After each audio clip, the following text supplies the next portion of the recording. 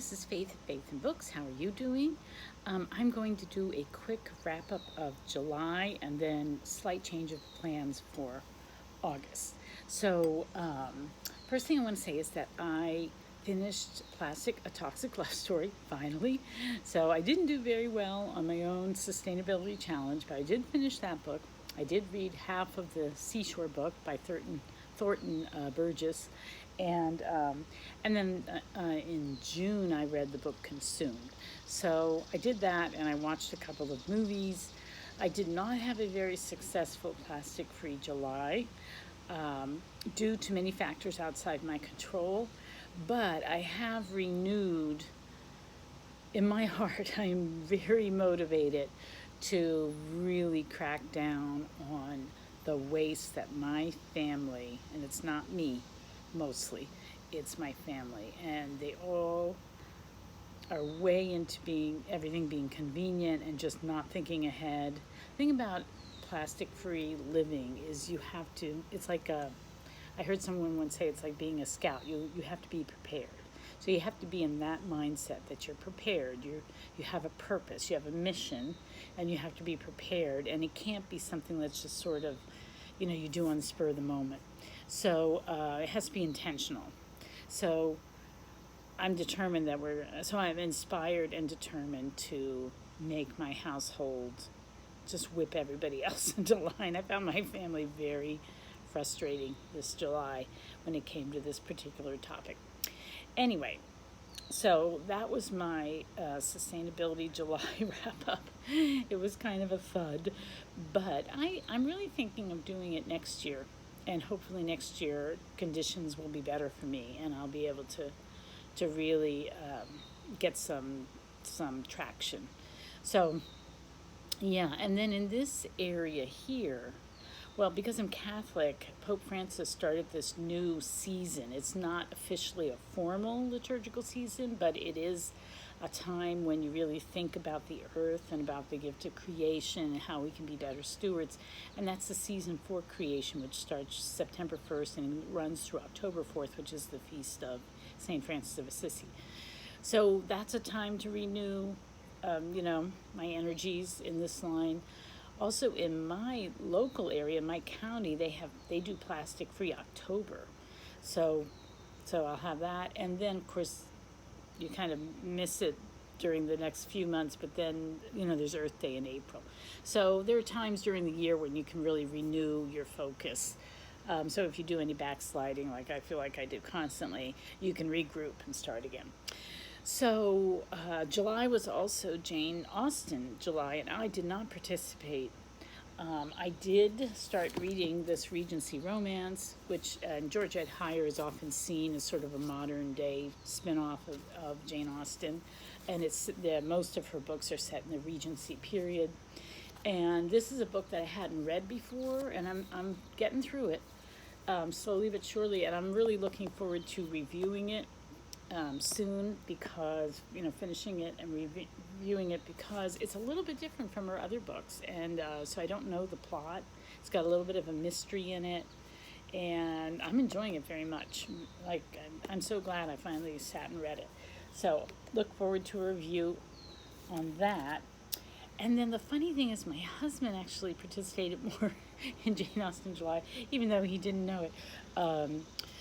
Well, for one thing, I was looking through gifts he had given me that I just sort of put aside, and he gave me a long time ago, or somebody gave me, I don't know who gave it to me actually, Pride and Prejudice, this little jigsaw puzzle.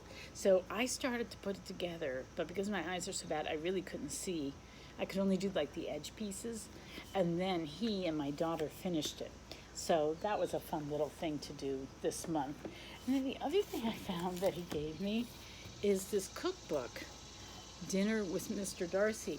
So I'm really thinking, it's too late for July. I'm not going to, whip up something this weekend from this book. But especially because I probably have to adjust it because gluten-free and all that stuff.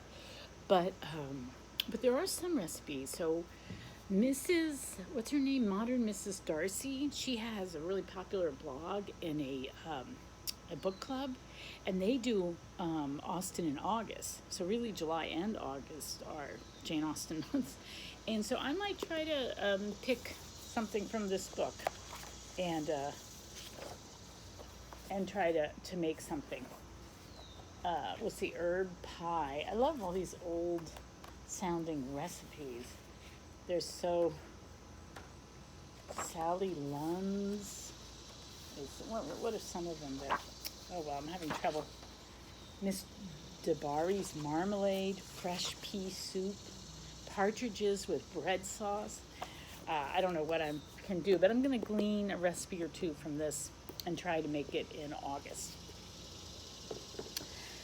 Then, oh yeah, and then about my husband. So he saw the newest Persuasion film. He wanted me to watch it with him, and I said no.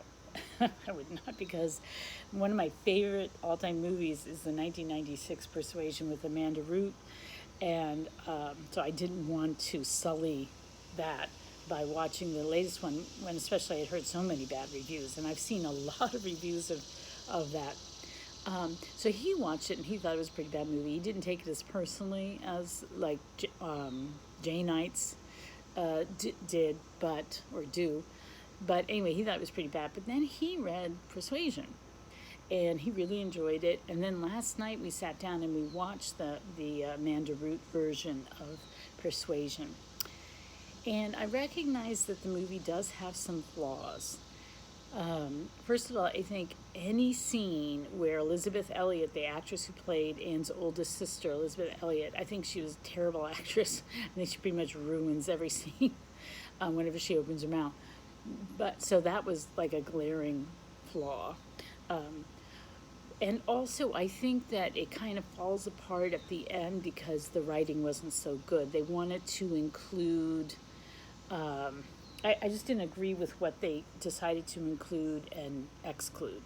So they wanted to include the other ending. So Jane Austen wrote two endings to Persuasion, and the first one is the one with the letter, which reconciles, spoilers, Anne and Captain Wentworth. But she had another version that she did not publish, that they found, where they reconcile a different way, and that was included in some editions as sort of an addendum at the end. And so they tried to write it in, but it doesn't make sense. It doesn't really make sense the way they wrote it in. Also, I think they had her say too much to Wentworth at the concert with the opera singer.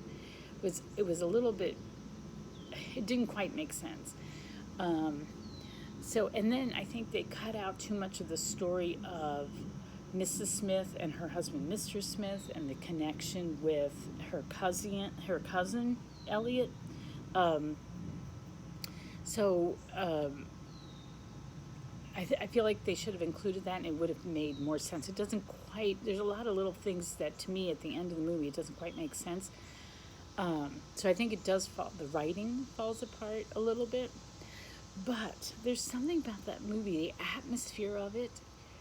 I just love all the textures and the cinematography, I guess, is what it is.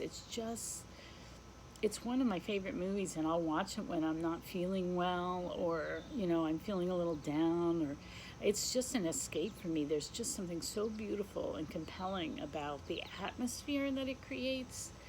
I just love it. And I love the music. I know it's Chopin, and that's anachronistic, but I just love that swelling piano music, and I really like that movie. And I think Amanda Root and, is it Ciaran Hands? I never know how to pronounce his name, are excellent. I love, I think the woman who played Mary is the funniest. She makes me laugh out loud. I love Admiral Croft and Mrs. Croft. I love all the characters, the side characters, except for Elizabeth. I think they all do a good job, and so I just love that movie. So that's definitely my favorite Jane Austen adaptation, I think. Although I really love the 1995 Pride and Prejudice and the Emma Thompson Sense and Sensibility. Anyway, so I did have some Jane Austen, even though I didn't intend to participate. my husband inadvertently did. So we had like a big dose of Persuasion this July. And then, just to wrap up real quick, I kind of changed my plans for August because I went to the eye doctor after a week after my surgery, and they said, "You're healing well, but I could not pass the eye exam. Like I was not improved." And they said two things: you go in and out. It takes a full month for your eye to figure out how to work with the new lens. So even though things are brighter, they're not always focused. But also, I have really dry eyes, and that was interfering. So now I have to do these 4 drops a day, and so this coming week I'm getting surgery on this. So I realize I'm not gonna really be able to read in August and maybe into September. So I've decided that for the trollop that I was gonna start in August, I'm going to, even though I hate Amazon, I'm going to use Audible, and I'm going to listen to it on Audible. So that's going to be an audiobook for me. I'm still going to try to read this, and I've decided instead of doing the Corfu trilogy by Gerald Durrell. Lawrence Durrell wrote really pretentious books. That was his brother, and he makes fun of him in his trilogies, his memoirs, which is so funny. If you've ever read any Lawrence Durrell, you know how incredibly pretentious he is. It's just laughable. But anyway, so Gerald Durrell's, his, My Family and Other Animals, that trilogy, I'm going to move that off to another time. And instead, I saw that Mark at Book Time with Elvis and also Sean D. Standfast are doing this. I forget what it's called, Adventures in August for Adventures, something like that.